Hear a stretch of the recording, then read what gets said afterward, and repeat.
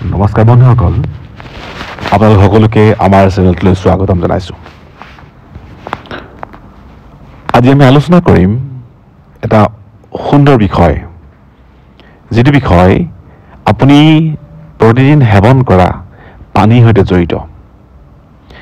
এই এগিলাচ পানীয়ে আপোনাৰ জীৱনত কেনেকুৱা মিৰেকল কৰিব, এগিলাচ পানীয়ে আপোনাৰ জীৱনটোক কেনেকৈ সলনি কৰিব আৰু কেনেকৈ আপোনাক সুন্দৰতম জীৱন এটা পাবলৈ আপোনাক সহায় কৰিব। গতিকে বন্ধুসকল, আহক আমি এটা সহজ প্ৰক্ৰিয়া, যিটো প্ৰক্ৰিয়া চাইণ্টিফিক হয় আৰু আপোনাৰ জীৱনত প্ৰয়োগ কৰিলে আপুনি মিৰেকল লাভ কৰিব, আমি তাকে আলোচনা কৰোঁ।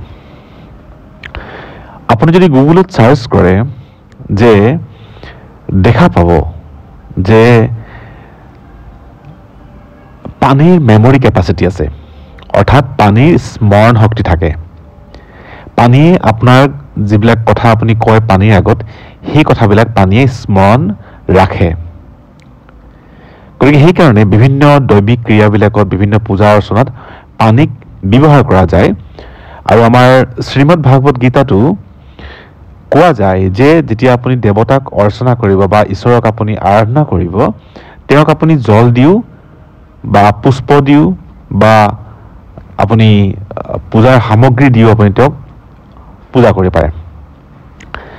জল বা পানী সেইকাৰণে আমাৰ ধৰ্মীয় প্ৰক্ৰিয়াবিলাকত বা আমাৰ আধ্যাত্মিক প্ৰক্ৰিয়াবিলাকত অতি ব্যৱহৃত সামগ্ৰী, আৰু ই আমাৰ মেনিফেষ্টেশ্যনৰ কাৰণেও সুবিধাজনক। আমি আমাৰ জীৱনৰ যি আকাংক্ষা কৰোঁ, সেই আকাংক্ষা লাভতো ই সহায় কৰে। আৰু কি কি আকাংক্ষা লাভত আপোনাক সহায় কৰিব আমি আলোচনা কৰিম। বন্ধুসকল, তাৰ আগতে আমি যুক্তিখিনি জনা দৰকাৰ।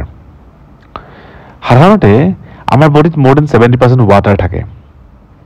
আমাৰ বডিটো এটা পানীৰ টোপোলা নিচিনা। আমি কিবা এটা যেতিয়া কথা কওঁ বা আমি যেতিয়া কিবা এটা ক্ৰিয়া কৰোঁ, যেনেকৈ আমাৰ ছাবকনচিয়াছ মাইণ্ডটোৱে বা অৱচেতন মনটোৱে তাক সংগৃহীত কৰি ৰাখে, ঠিক সেইধৰণে আমাৰ বডিৰ যি ৱাটাৰ 70% ৱাটাৰ থাকে, সেই পানীয়েও এই কথাবিলাক স্মৰণ ৰাখে। ফলত আপুনি যেনেকৈ কয়, যেনেকৈ আপুনি কৰ্ম কৰে বা যেনেকৈ আপুনি বক্তব্য প্ৰদান কৰে বা যেনেকৈ আপুনি আচৰণ কৰে, তাৰে প্ৰতিফলন আপুনি লাভ কৰে। আৰু কেতিয়াবা অন্য লোকে যি কথা কয় তাক যদি শুনেও, তেতিয়াও আপোনাৰ জীৱনত ই প্ৰভাৱ বিস্তাৰ কৰে। গতিকে পানীৰ যি স্মৰণ শক্তি, সেই স্মৰণ শক্তি আমি বুজিব লাগে আৰু তাক আমি আমাৰ জীৱনত ব্যৱহাৰ কৰিব লাগে। এগিলাচ পানীয়ে আমাৰ জীৱন পৰিৱৰ্তন কৰিব পাৰে। আমি যেতিয়া পানী সেৱন কৰোঁ, সেই পানী সেৱন কৰোঁতে আমি ঈশ্বৰৰ নামত অৰ্পণ কৰিব লাগে আৰু তাক আমি সেৱন কৰিব লাগে। কিন্তু তাৰ আগতে আমি সেই পানীগিলাচ সেৱন কৰোঁতে আমাৰ যি মেনিফেষ্টেশ্যন, তাক আমি ঈশ্বৰক জনাব লাগে।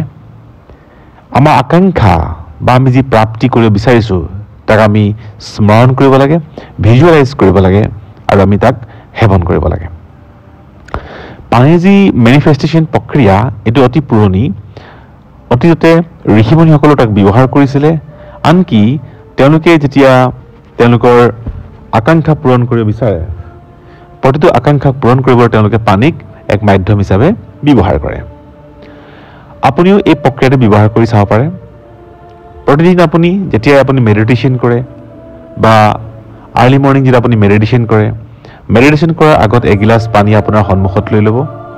সেই এগিলাচ পানী আপুনি ৰাখি মেডিটেশ্যন ষ্টাৰ্ট কৰা দৰকাৰ, বা আপুনি আপোনাৰ যি প্ৰাৰ্থনা প্ৰক্ৰিয়া কৰে তাক আপুনি কৰা দৰকাৰ। আৰু অন্তত আপুনি ভিজুৱেলাইজ কৰা দৰকাৰ, আপুনি আপোনাৰ মেনিফেষ্টেশ্যন কৰা দৰকাৰ, আপুনি যি আকাংক্ষা কৰিব বিচাৰিছে তাক আপুনি কৰা দৰকাৰ। আৰু তাৰপিছত আপুনি সেই পানীগিলাচ সেৱন কৰাটো দৰকাৰ।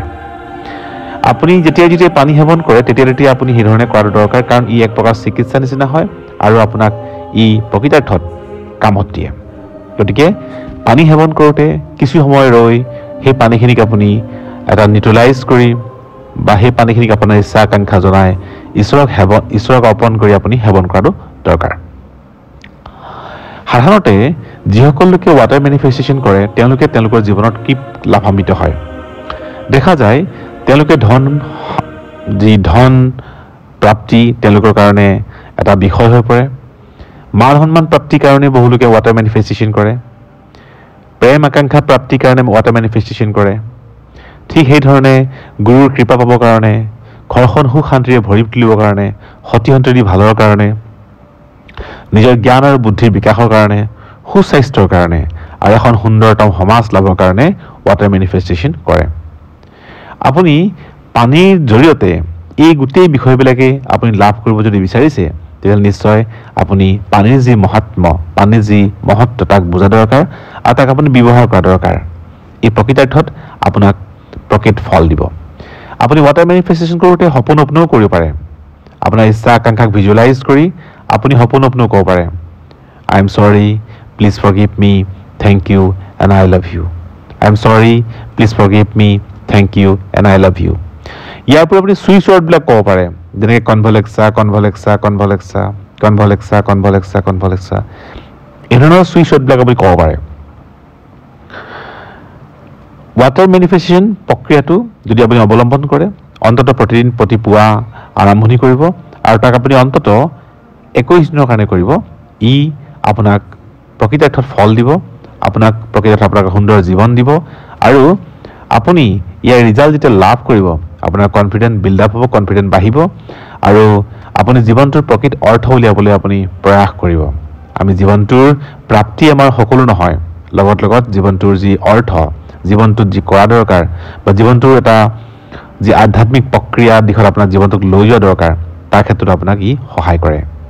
আপোনাৰ জীৱনটো সুন্দৰময় যদি কৰিব বিচাৰিছে, আপোনাৰ জীৱনটো যদি এটা অধিকতম উন্নতি শিখৰলৈ নিব বিচাৰিছে, তেতিয়াহ'লে নিশ্চয় আপুনি আধ্যাত্মিক প্ৰক্ৰিয়াবিলাকত জড়িত হ'ব লাগিব আৰু সেই ধৰণে আমাৰ জীৱনৰ যিবিলাক লাগতিয়াল বিষয় বা আমি আকাংক্ষা যিবিলাক কৰোঁ, তাক প্ৰাপ্তিৰ কাৰণে আপুনি মেনিফেষ্টেশ্যন বা আপুনি প্ৰাপ্তি কৰিবলৈ চেষ্টা কৰা দৰকাৰ।